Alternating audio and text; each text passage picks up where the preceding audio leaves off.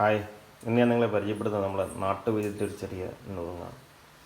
ഈ അലർജിക് തുമ്മൽ കൊണ്ട് സഫർ ചെയ്യുന്ന ഒരുപാട് ആളുകളുണ്ട്. അവർക്കുള്ളൊരു ഈസി റെമഡിയാണ് പറയുന്നത്.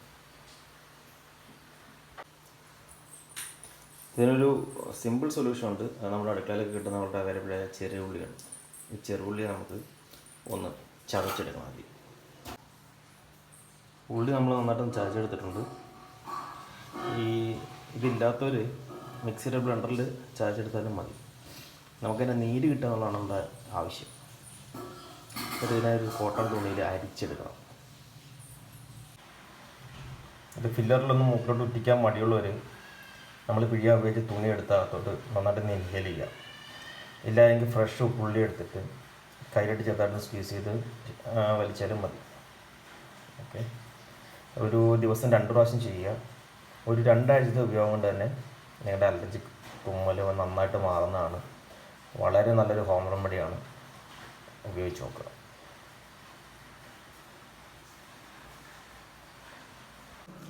അപ്പം സൊല്യൂഷൻ മനസ്സിലായല്ലോ. വേറൊന്നുമല്ല, ചെറുള്ളി എടുക്കുക, ചതയ്ക്കുക, 2 തുള്ളി ഫില്ലറിലെല്ലാം രാവിലെയും വൈകുന്നേരവും 2 മൂക്കിൽ ഒഴിക്കുക. 2 ആഴ്ചത്തെ ഉപയോഗം കൊണ്ട് തന്നെ പൂർണ്ണമായ ആശ്വാസം കിട്ടും. Try it.